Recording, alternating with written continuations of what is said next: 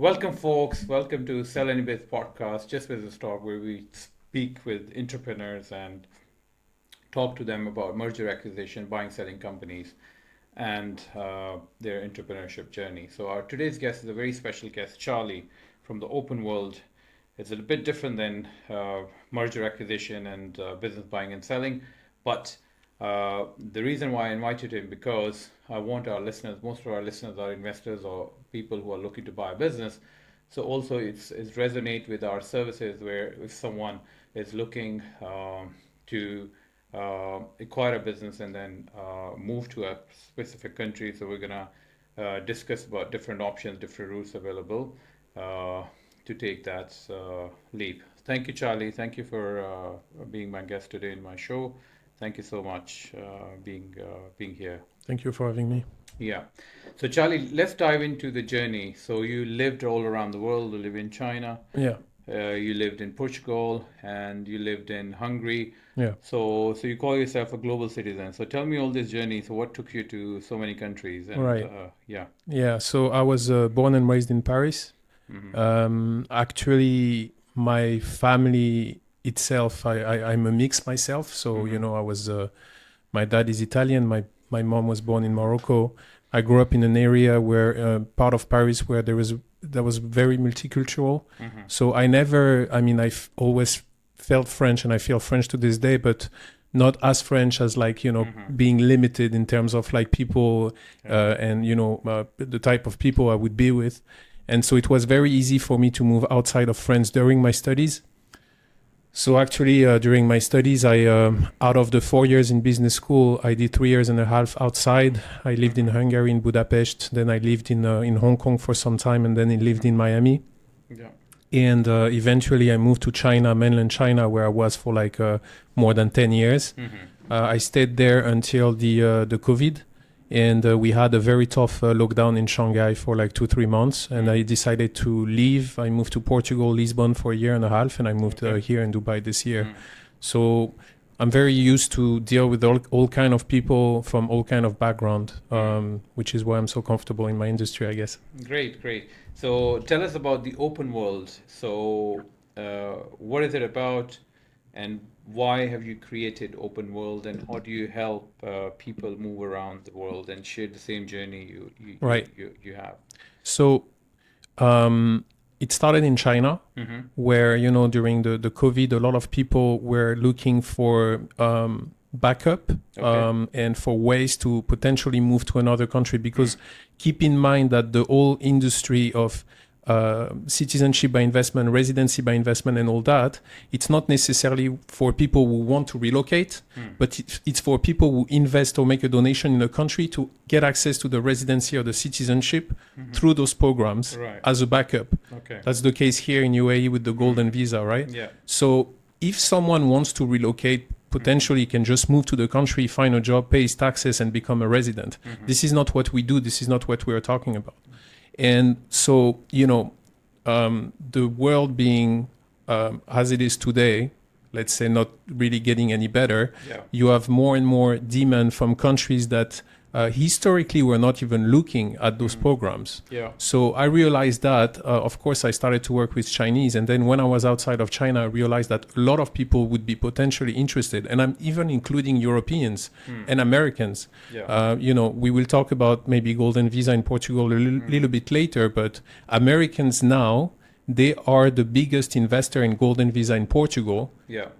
since pandemic, and before it used to be the Chinese and the Russians. Now it's close to Russians, but Americans are on the top. Mm. What does it mean? French people are reaching out to us because now there is a law being discussed in the parliament that potentially there could be some kind of universal tax Right. where, as long like American, as long as you hold the French passport, you could be paying some taxes in France. So there is new countries that are interested in these programs, and when I realized that, I was like, okay, this is a good business to be in. And also because of my background and, I don't see why me with a French passport, it would be so easy for me to move from a country A to a country B. And for some other people, that would be so complicated. Yeah, yeah, and it's a real pain, especially I know people who really have a difficulty in traveling, Yes. and especially with the wars and everything, it's just difficult. So so you being as the global citizen, that's what you uh, where you are. So tell me the trends you see in this industry. So how the business is shaping up, and what do you see the industry is heading Yeah. as a whole? So I think, first of all, if you look at 10 years ago, or like all these movies, James Bond movies we grew up watching, when you have the bad guy opening his Mm. safe and he has like 3, 4 Yeah, passports laying there. exactly. The first thing is that the programs now are much more affordable. Mm. So for 150, 200,000 USD, now you can get a citizenship from a Caribbean Right. country. Mhm. The other thing on the demand Mhm. is that, as we just mentioned, the Mhm. world is not getting any better, and you have the wars, the conflicts, and all this. Yeah. You have people, that are tired of living in And countries where it's there a is really fear high. element that Yes, people correct. think, yeah, And that, if we go a little bit further in that debate, actually, I think social media in a way really played a role, mm. because you had people before that were living in their little bubble, and they were totally fine with it because they didn't know what was happening outside of their bubble. But Yeah. now with Instagram and all this, they see the rest of the world, and they're like, I want me to be there. I want my kids to be there. So that's the thing too, is that I think people are much more aware. So I would say programs more affordable, sorry, people being more aware, and the world, because if you look at what's happening right now, you have two blocks that, you have the BRICS were together the other day, and you have the G7 on the other end, and you have this, it's coming back. Yeah. If you look at the 90s, early 2000s, it's almost like that was the perfect world. You could Mm. go to Russia, you can go to anywhere. And now it's coming back to almost going backwards. And I think this is also why people want to find solution. So this is on the demand. On the supply, more and more countries are opening up programs. Why? Portugal itself, they made between 5 to 7 billion euros. I mean, they in terms of investment that they received through their golden visa last year only. Caribbean, I think half of the GDP for some of the countries is coming from those programs. Right. So you have countries like, Southeast Asia, Latin America, all this. They look at these countries and they're like, okay, we actually want to make money too. Exactly. Because at the end of the day, you receive the money, and in exchange, you give a residency or the citizenship to. And not only this, I think the people who move there and take this, so they are high net worth individual in Exactly. most cases. So the That was my next contribution they point. make in that country Yes. is also, yeah, very valuable. Because the word migration Yeah. holds like bad connotation, but actually when you look at this industry now, we're talking about people who have money. They want to inject money into a certain economy, and in exchange of receiving like a residency or a citizenship. So Right. this is not someone like illegally entering the country. This is another debate, but this is not the case here. Right. Yeah. Great. So now let's get a little bit into detail about the residency and citizenship programs you have at the moment, Yeah. and which are the quickest one, the fastest one, the best ones, and what are the main criteria and the time frame Right. required for someone to obtain those residencies and passports. Yes. So let's So- start with one by one, each country. So it's a long list. Yeah. So I'm not sure we Let's tell you start all with of them. top five. But I would say Let's do that top five. first of all, it depends on where you're from. It depends on which passport you hold. Let's because say I'm from again, Pakistan, then what's the best route for me? if you're okay, let's say you're for Russians, for example, because Okay. it's going to be a short list, Right. because they're blacklisted, Okay. sadly, in most of the countries. Okay. They would go for Hungary, Okay. which is one of the only available programs to them right now. Okay. Hungary has a good program. It's cheap. I mean, Okay. it's 250,000 euros. It's for the entire family. It's pretty straightforward. It's like 1 to 2 months to get your residency. It's a 10 years residency that can turn into a citizenship after 8. So it's not a bad one. But to me, to this day, the best program for Europe, let's start with Europe, would still be Portugal. Okay.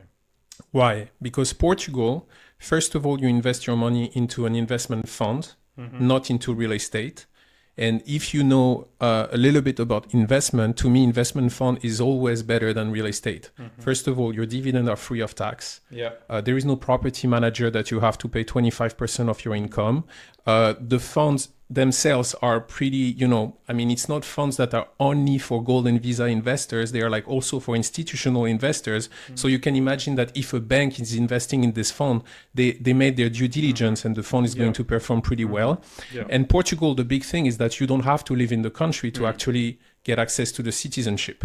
So to this day, for me, the best one is Portugal. Okay. Now, for people who don't understand funds or don't want to invest their money in funds and want to do real estate, Greece is still a good option. Greece is, well, it used to be pretty fast. Now it's a little bit longer.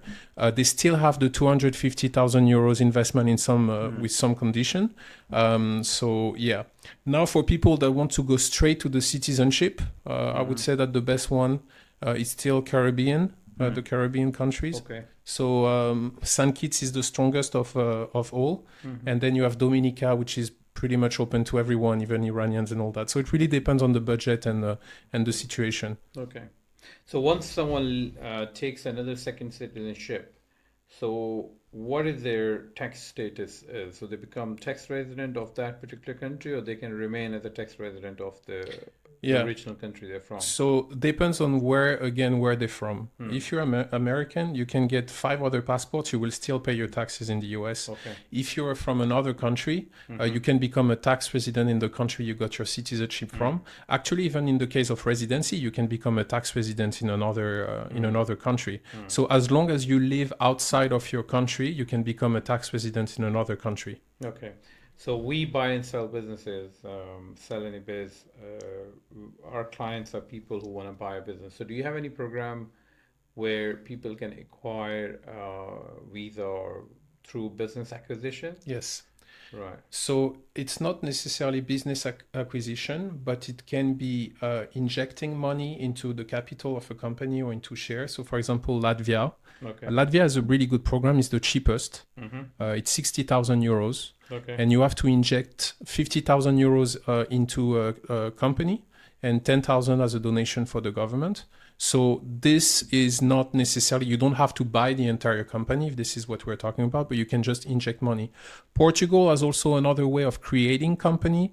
I don't think a lot of people do it. So I don't want to say, I'm not a specialist in this, but there is a way of like you create 5 or 10 jobs and you can also get access to your golden visa. So this is the main countries that there is. Okay. In Latvia, so this money can be in startup or Yes. or any company, any Latvia. Mainly in startup actually, because in Latvia they would ask you to not exceed a certain turnover or people employees. So they want you to take the risk of injecting money in the startup, Right. because obviously if you inject your money into like a super big company that has already it's not so interesting for them. So they actually would how to say, they want you to invest this money in startups. And I assume this startup should be accredited by an incubation or a public part of.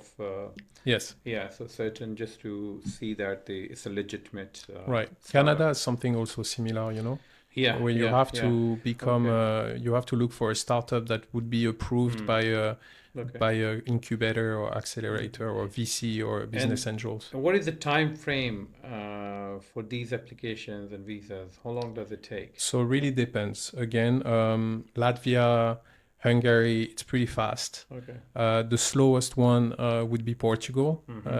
I lived myself in Portugal for some time, and even though, again, I said this is the best program in Europe to me, it's still very bureaucratic as a country, and they are a little bit too successful, so they receive a lot of application. So it would take up to 2 years, 1 year to 2 years to receive the residency. But the good thing in Portugal is that the 5 years to receive your citizenship would start before you receive your residency. So before it was like you wait 2 years for your residency and then you have to wait 5 years. Now it starts like right away. So that's this. Caribbean, it's about 6 months.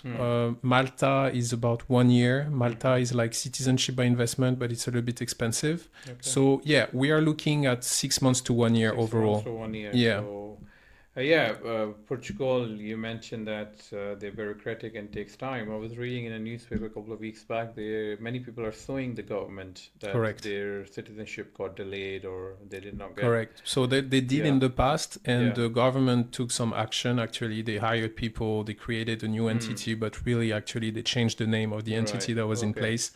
But yeah, people were suing the government for that. Yeah.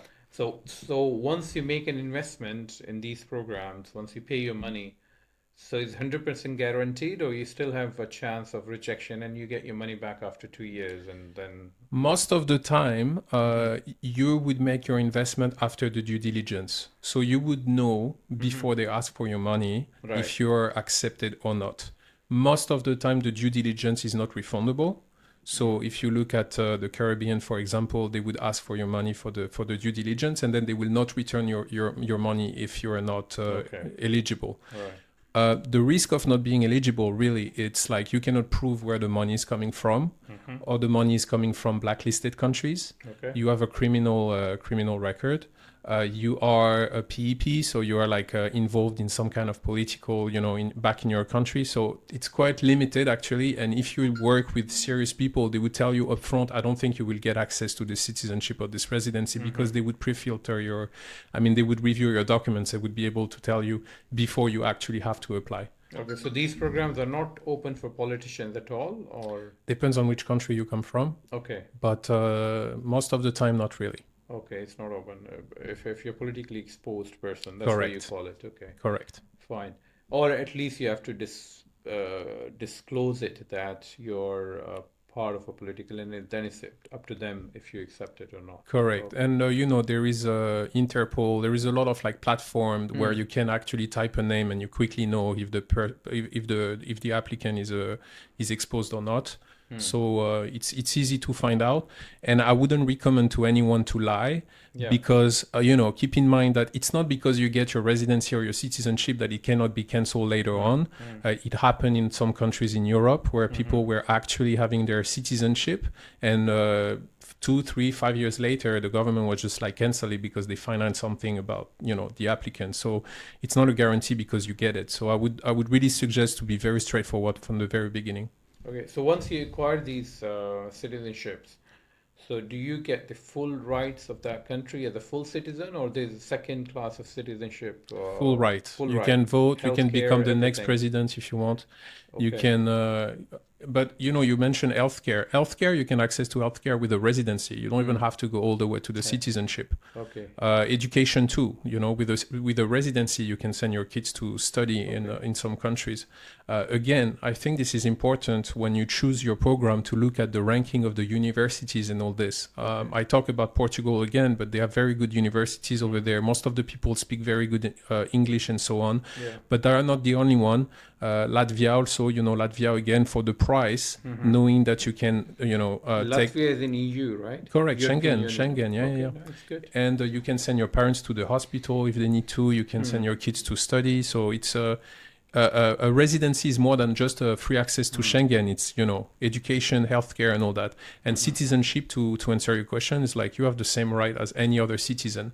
You Right. have even more rights technically because you don't even have in some countries where they don't have the dual citizenship. Hmm. Since you're coming through an investment program, you can have two passports. But Right. sometimes they would tell like you know what I mean, like their own citizen, if they apply for another program, they would lose their citizenship. Right. But in some cases, you would be able to keep two passports. Okay, but in this case, your original country should recognize the other passport. Otherwise, you have to renounce the citizenship of your current Yeah, country. yeah. And, Yeah. countries that don't Like, for accept example, duals, India, you correct. cannot I get a was going to set. say Yeah, you need to cancel that. China, India, Mm. Kazakhstan, there is plenty of countries where you're Mm. not supposed to have dual citizenship. Okay. Then it's the level of risk you want to take. I mean, we would never say, okay, you can do it and everything, but it's known Mm. that there are people traveling with two passports, and just when they go back home, they just use the passport from their country Yeah, of but with origin. this digital world, I think it's just easy for government to find out if there's another citizenship. There It's is just about time. 200. I was reading the other day, 200,000 Indians that give up on their citizenship every year. Every year. Every Oh, year. that's a It's a big study number. from IMI Connect, which is Oh. very good very very big in the industry. Mm. And so it's Chinese, the same thing. Some people, they really want to, and something interesting also is that under one application, because keep in mind, one application is the entire family, kids less than 18 years old, parents more than 55. After 5 years or 7 years, once you get access to the citizenship, each of them can decide what he wants to do. So I'll give you an example. A Chinese family, the parents, they want to keep their Chinese passport. They would switch to the permanent residency in Portugal.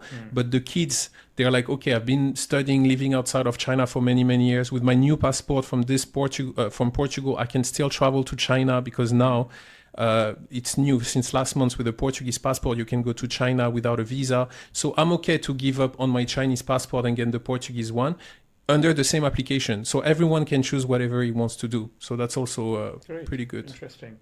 Okay, so let's talk about the business side of your company. So starting a company is a big step. So why did you start at Open World instead of working as a consultant with another advisory company? I'm sure there are many. And you started in Dubai. And why Dubai? Why did you choose this as a base? Yeah. So first of all, when I left China, we were a little bit, we were not forced to leave, but we all left pretty quick. And I include myself in most of my friends. Most of my friends left China after the lockdown. And so we were looking at things to do. And after, being an expat for so many years and having the nice expat package and living in all this, I didn't see myself working in a European company. And it was time for me to start my own thing. I saw the opportunity and I made my research, and so it came all pretty naturally. The Dubai, moving to Dubai, it's really, I came as an explorer last year. I went to a couple forums and I saw that the market was here, really, because you have a lot of people coming from countries where their passport is not so strong. Yeah. Usually their money is here already, so the KYC and source of fund would be easier because the money is already in a bank account here in UAE. It's not like you have to transfer money from a CIS country, and it's hard to justify. Also, to be honest, there is a lot of agencies here selling programs that don't really exist. There is a lot. Dubai is a land of, like, you have a lot of serious people, but you have people that are less serious. So when I came here and I saw this, because I'm in the industry, so I would see a lot of ads on Instagram and everything, and I would be like, Yeah. that doesn't exist. You don't get a European passport for 20,000 euros. It's impossible. Yeah. So what they would do, they would ask you to pay 50% deposit, and they would tell you, oh, we come back to you in 3-4 years with the rest of the 50%. And I have people, I tell them, well, trust me, in 3-4 years, this guys, you will not be able to reach them. Exactly. Yeah. And they use some decent program. So basically they are saying that your parents or grandparents were from that country, but sometimes it's like Eastern European country and the applicant is Indian, and I'm like, how do you justify that your grandmother was actually from Eastern European country? So when I saw, and there is also a lot of serious agencies here, they are not like that, but when I saw the demand and the supply, I was like, okay, this is the place to be. Also because I was in Portugal before, and Portugal, Lisbon is a beautiful country, but this is not where the clients are. Right? Exactly, yeah. That's where the program is, but not where the clients are. So it made sense for me to move here. I think it's a perfect place with so many people. 3.5 billion people live almost three hours flight from Dubai. Yeah. And many of them are from countries where they have restrictions for traveling. 100%. Like India, Pakistan, Bangladesh, some African countries.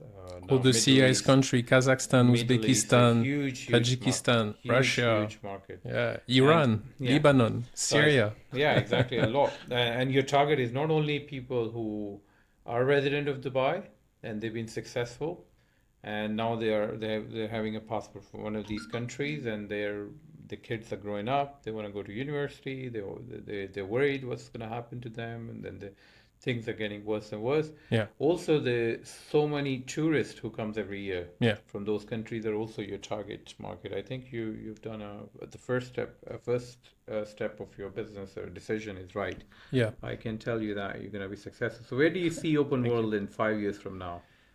So now, what we just mentioned is that we have clients from all kind of countries. So the team now is pretty multi-languages, so they can cover different languages: Russian, Turkish, Chinese, Arabic, Farsi, and all that. So really, first is to grow the team and be able to be very responsive. Then it's finding more clients, obviously. So we sign a lot of B2B partnerships with like law firms, real estate, wealth management, family offices, and so on. I would like to become one of the leader here in UAE. There are companies that have been established a long time ago and do a great job, but I think the pie is big enough for more people to come because the demand is increasing a lot. Being active on social media, starting my own podcast, maybe we can talk about this quickly, but starting my own podcast also soon. So becoming a leader in the industry would be my target, at least here in UAE. And let's talk about your referral program with the advisors. And most of my listeners are related to business buying, selling, brokerage, and business acquisition. So what kind of program it is, and if someone wants to onboard, so how to go about it?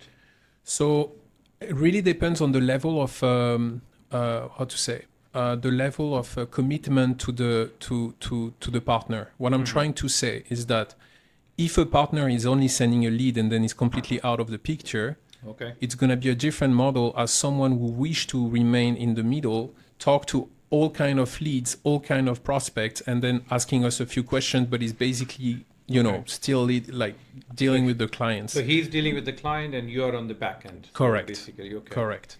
So the case submissions and case processing or deal progression is done by the partners in every particular country you have, right? Yeah. So it's not done by your company.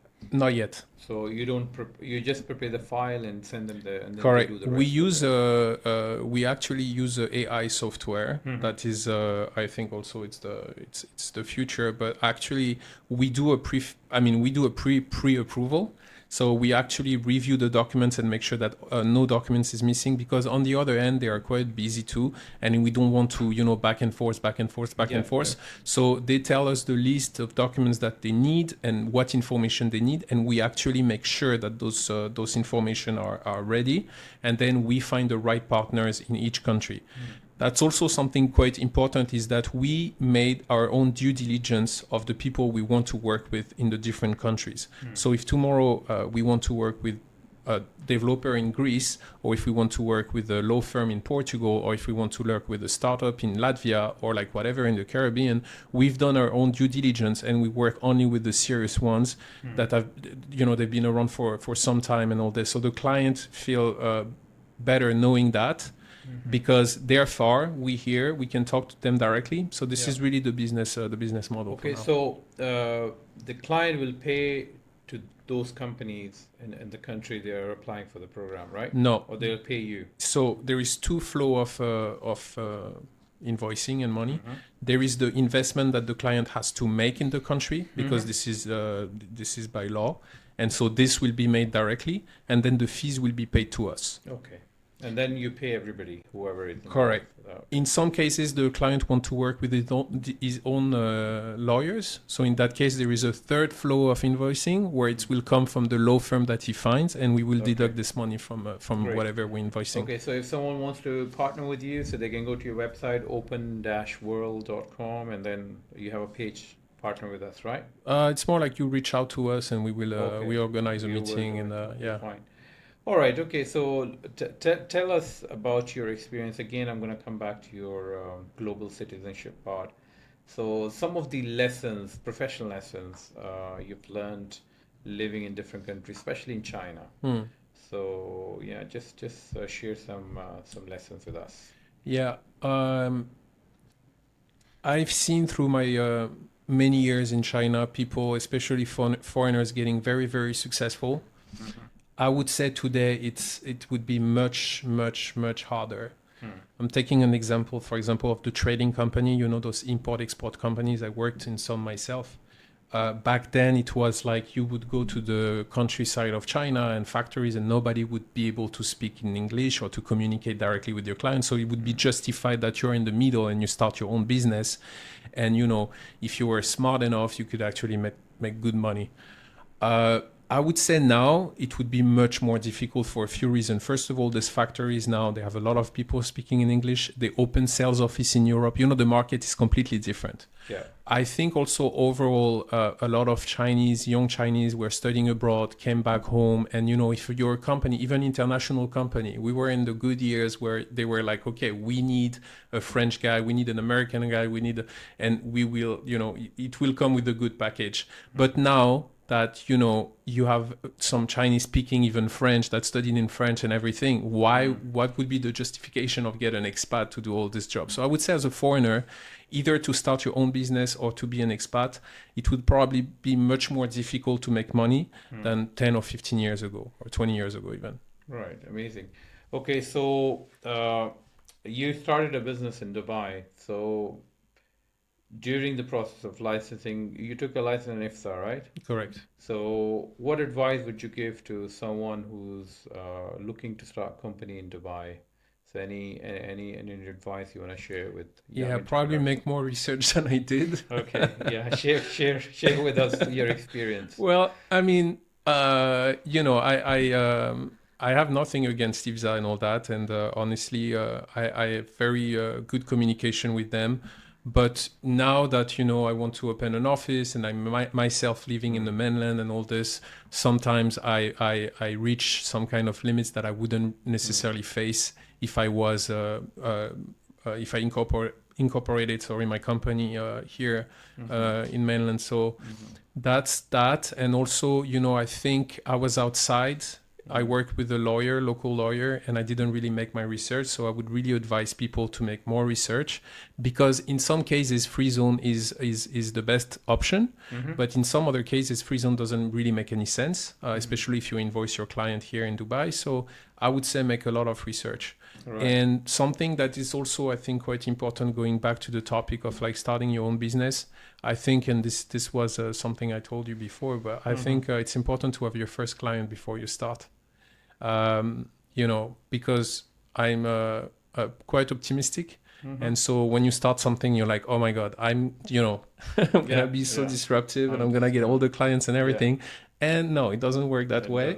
So, either you have enough savings and you're willing to take, the big. Yeah. But otherwise, I would recommend to find a client first. Yeah. Yeah. Especially in Dubai, it's costly. To start a company, you can easily spend 25, 30, 40,000 dirham just for a piece of paper, just to get a license. That's it. Yeah. If you're and not then prepared, marketing. And then if hiring. you're not prepared, then it's going to take 6 months, a year, and then you're going to have another renewal. So I think it's always good to start with the website, marketing, pages, business plan, campaigns, everything. Get ready before you get a license. So Correct. You should be ready to make your first transaction. Yeah. So what people often I see also, we help people to buy, sell companies, establish companies and all. Okay, they have an idea and they open a company. The first thing is they do on an idea, they open a company. Yeah. And then after a year, they just come, okay, we want to close a company. So how much it costs? They does nothing and just open a license and close a license. So I think you're absolutely right. It's a great advice. Okay, finally, I'm very excited to hear about your podcast. So tell us a little bit about your podcast. When are you starting? Yeah. So I would love to come on your podcast and be a guest and talk about my Yeah, I would business. love But that too. I would love Yeah. that too. I mean, you can tell me more later about your own journey, Yeah. because I'm really curious. But basically, it's called From Here to There. Mhm. Look, I'm very fascinated about all the stories I hear all the time. Again, I talk to Iranians who moved to Canada, Pakistani who moved to the US, Kazakh who moved to Portugal. It's so many different stories and all that. So it's going to be the main topic. It's really people who were born and raised in country A and moved to country B, through expatriation, through studies for their kids, for their parents, whatever. So it's just going to be, the main topic is going to be that. Okay. And of course, the underlying goal would be to once in a while promote one of our program, but it's not the main purpose here. Really, the main purpose is to hear story and learn more about I talk to people from a certain country that are like 50, 60, 70 years old, and they tell you stories about how it was back in the days, and you're like, wow, like, Yeah. and Mm-hmm. even in China, like I lived a long time in China, I met a lot of, obviously, a lot of Chinese people, and the parents, or even them, sometimes they would tell me how was China, even Shanghai and Beijing, big cities, like 25, 30 years ago, and you're like, this is something, it's crazy. If someone Yeah. don't tell you this now, you wouldn't even believe them. So Exactly. really, it's about like listening to their stories and get to know the situation of each country better. Yeah, I think it's also going to help. Like, similarly, you just shared a story that you do your research, free zones, and all this. So, sharing stories for other people, so probably will help the new people who are just to understand the experiences, and then 100%. and see what mistakes they made and how to get the process going. Charlie, thank you so much, Thank you. and I really enjoyed our discussion. So thank you, guys. Here I'm signing off. Please follow our YouTube channel or listen to your podcast on Spotify, Apple Podcasts, wherever you hear your podcasts. Till then, I'm signing off. Thank you so much.